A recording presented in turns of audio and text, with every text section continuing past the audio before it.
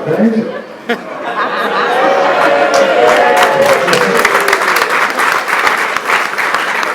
The reason why I'm up here first is because we've got a proper little dude who does our Q&As, and he's only 8. He's 11 really. And I like to give him a bit of a, set the scene. So, we've got some kegs, crates of kegs here from the stand-up. He's only a wee lad. His name's Lewis. He's a star of the future. He's going to be probably the next Steve Ryder, and probably better than Steve Ryder, because Steve Ryder's got funny hair, isn't he? You know, he's got the biggest hair in the world. So anyway, please give a fantastic round of applause to our compere, our Q&A master, Lewis Maundrell.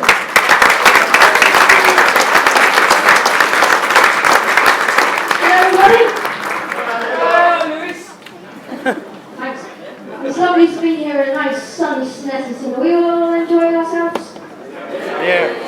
Yeah? Makes us a lot better when we've got 2 wins for... You haven't given me my intro yet. That's certainly really good. I was working too much. So, welcome on to the stage. 2-time BTCC champion, looking to make it through this year, closing the gap so far today. Number 99, Jason Plato!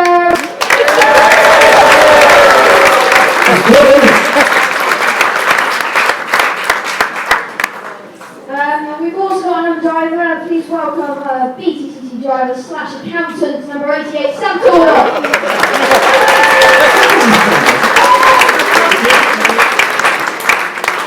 So we'll start with you, Sam. You had a strong qualifying. You qualified P3 or P2 for some time as well, and you just had a bit of a problem at the first lap, which is a shame because you've shown what things you have this weekend. Yes, it's a real shame to be honest. I love this track. I always go well here. I won it last year in the touring cars, won it the year before in Porsche. So I really love this place, but unfortunately, stuff always seems to go wrong at the same time. And race 1. Thinking everything's going to be fine, starting third, that will be a problem, we'll get ahead down the lap qualification bumper. As I approached the start line to start the race, the brake pipe severed and I had instant brake failure. So, believe it or not, we do practice starts at shakedown, and I've not practiced for the eventuality of brake failure on the start line. And so basically, I get to my marker, realise I've got brake failure, and the red lights come on, and I'm thinking, well, what am I going to do now? So I had to start the race, and as soon as I got to turn 1, pulled off, and that was the end of that. And it was a shame because obviously the cars quick around here. We've won races here last year. JP went on to win the first race, and it's just a shame. It's just one of those things, and then obviously that puts you on the back foot. We have to start dead last for race 2. And it's just not going my way. Dead last, finished 9th, and what number did they pull out the half for race 3? 8.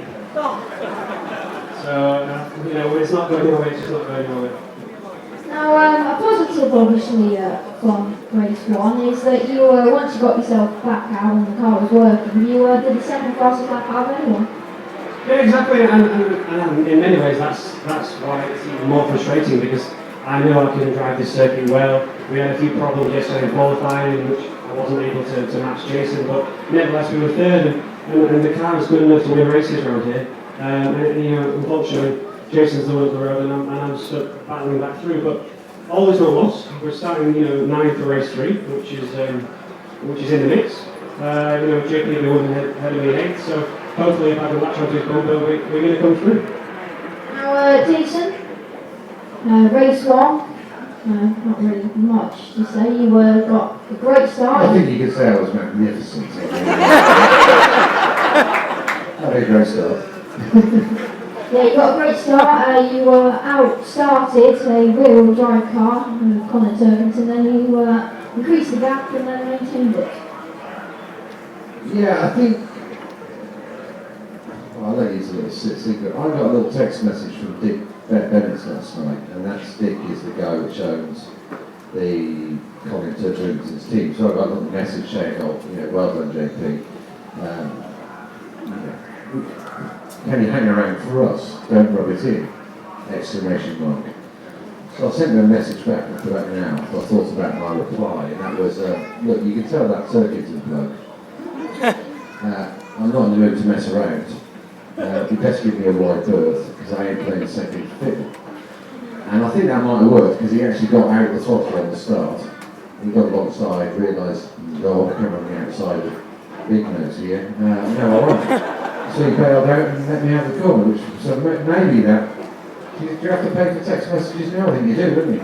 That 10 pence I spent last night was probably a good thing. But yeah, you know, my car, seriously, my car was fantastic in race one. You know, the balance of the car changed exactly the way I wanted it to. And, you know, it was a pretty straightforward, you know, I still had to think and be as good as I could, but, you know, the race was under control. Now, race 2. You, again, unfortunately, this time got out, started by Turdoff, and unfortunately overtook you through the first corner, but then by that time managed to force your way, well, pass your way through. It was very clean. There's any forces going on, right? I don't think my car's touching the car this weekend. It's still a case on there. It's still a race to go.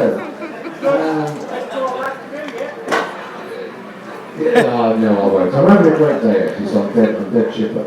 But, you know, the BMW showed its true starting performance in race 2, and, you know, it was a great race actually. Colin drove a really clever race, and it, you know, I then thought, as soon as he got there, I thought, well, look, let's just stay with him. I don't want to put him under any pressure, because I want us two to get away from the, you know, the can I use the word buffoon? The buffoons that drive the Hondas. How did that?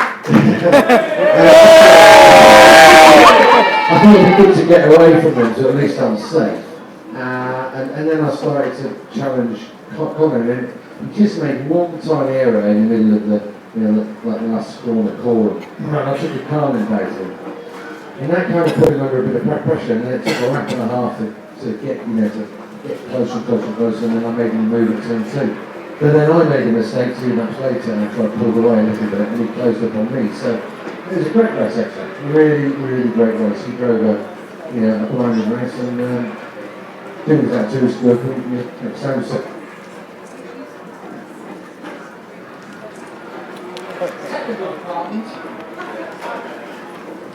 Oh no, here we go. So yeah, it was a.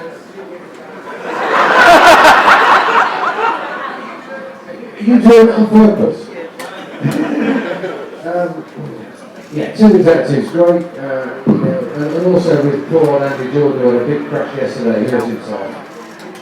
You know, he's been at the back of the grid, so it's a great opportunity to nick some points off him. But we don't pay the electricity bill. Gordon Shedden wasn't up at the sharp end where he normally is, so it was a brilliant chance for me to draw some points back. So let's see if we can, you know, let's see what we can do next time. Now, Sam, obviously race 2, you were obviously with that problem in race 1, came right to the back of the grid, but obviously last year you got your first ever on the BTCC. That race is questionably your best ever race in the BTCC. Yeah, it was. You know, I really enjoyed it. There's a lot of good drivers in this championship, and you know, you have to look at the fact there's 7 champions to know that the field is as strong as it's ever been. So any opportunity like that where you can come to straight last and finish 9th, I really enjoyed it. And I was praying for a safety. Technical department.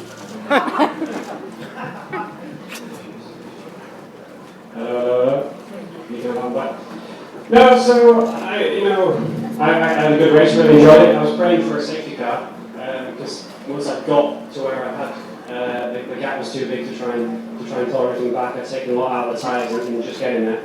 But you know, it shows you can overtake around here. It's a great circuit. I love this circuit. There's a lot of overtaking opportunities, so you know we can come forward from it. Now it's your turn to go ask all the questions. Hope you've been thinking. Yes.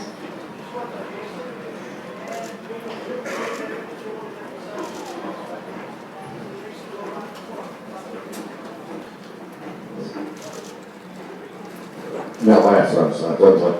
You tell them that everyone is said. Okay. Being a Georgia like yourself, obviously, Jason, was it nice to go back home to school? Well, I'm kind of a bit of an adopted Geordie, really. I mean, I did go to school up there, and they taught me how to drink,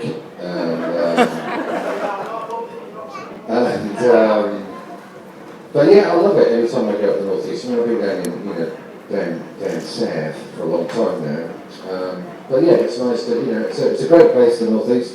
You go up there, and, there's a couple of places I could go. I'll still bump into this, me saying my mates because they go to the same places. But yeah, we get great reception when we arrive at Croft. We're the biggest show in town. They get the most support when they come out. It's nice. What? Well, yeah, that's probably because I'm a professional driver and your man's not. Anybody else? Jason, you now have 85 career wins. Last year on Top Gear Legends, Jack says wants to see you get 100. Can you do that with 15 more career wins left to go? Yeah, I think so. I mean, I normally score an average of 7-ish a year, and if I think about my age, my yardstick to all this is Gabriele Tarquini, and he's still quick at 53, so that means I've got 6 more years. So yeah, I think like 100 could be done. And then, but when I get 53, I can guarantee that man Italian will still be racing, still be quick. So I've got only 10 more years. Yeah, 100 would be a fantastic target. Yeah. For many years, Jason, I worked on the front of the game. The last time I saw you when you were racing for the Statio, you gave me your yellow hat off your head. Can I possibly have that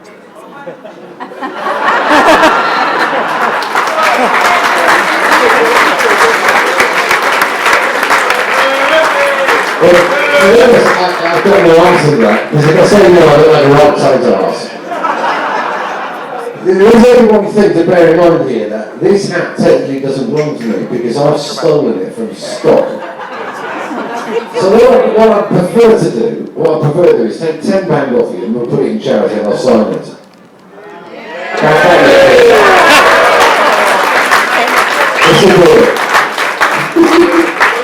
Right, we'll give that goes to our drinking charity.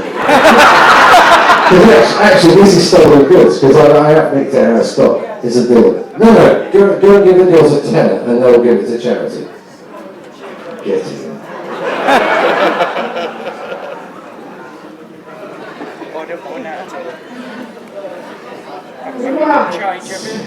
Hates being a pity, but can we get a question for Sam? It's £10 each, by the way. Goes right. Sam? Yes.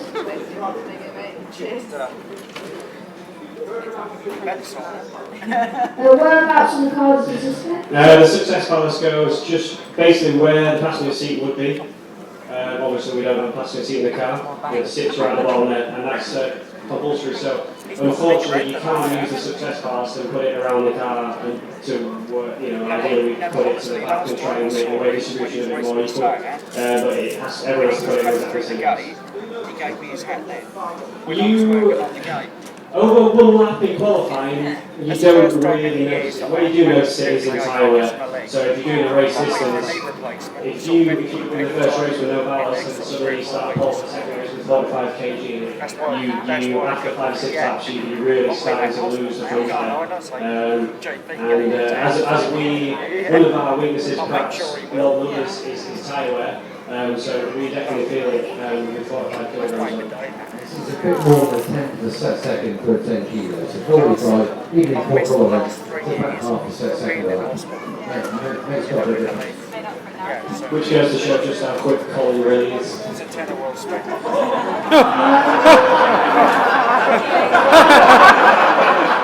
Honestly, you're I was going to dig at you. I'm in a really good mood actually, because my road car is running on fumes at the minute. It's nearly empty, and I've got a full 20 pence per litre off, so when I go to the shop, I'm going to sell 20 quid. So now you know what 2 races, not 20 quid up the road. Yeah, it's like that, isn't it? Right. And if I told you I'm going to save 20 quid, I can't feel safe, of course.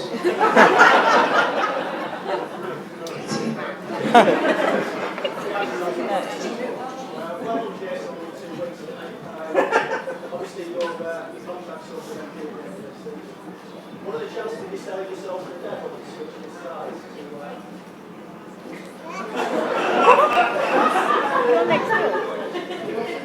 To the buffoons. Oh yeah, they couldn't afford me. Honestly, I'd rather eat wasps than drive for them. Yeah, not a chance. Couple of million quid a year, not good. When I think about it, but no, it's just not my cup of tea. You don't get on. But yeah, my contract's up at the end of this year. You know, what we're going to be doing, I don't know yet. We're speaking to lots of people. One thing's for sure is we want to stay in the British Touring Car Championship. You know, I've got some fantastic spot sponsors in Tesco. I can't send you, it was a Tesco product. And lots of other people who support us, and you know, they're very keen because it's great. You know, what we create is a fantastic thing. So, yeah, watch your space, I guess. You in the Vodafone hat at the back, you might need to shout.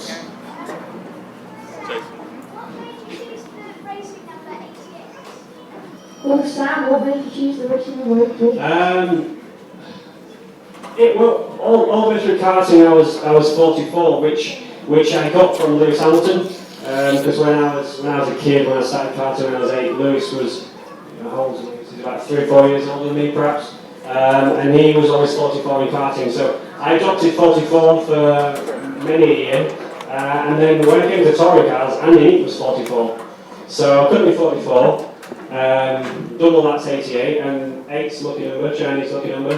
And also racing with Triple Eight, it makes sense that I'm 88, Mark Hines is Triple Eight, so we're getting as many 8s in there as we can.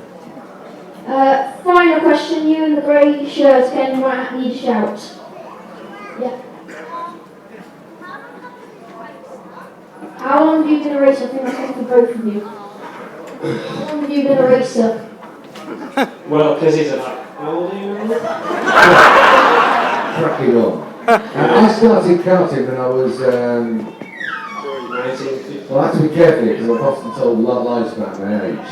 I started in 1980, was my first karting, and I would have been 12, 13, 12, something like that. I'm 46 now. Honest.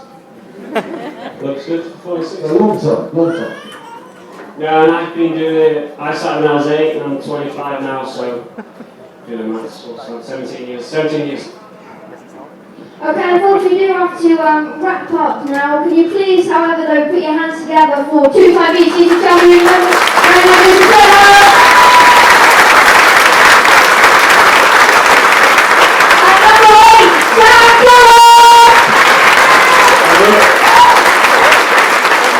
I think we've got to get rid of it. So, Lewis!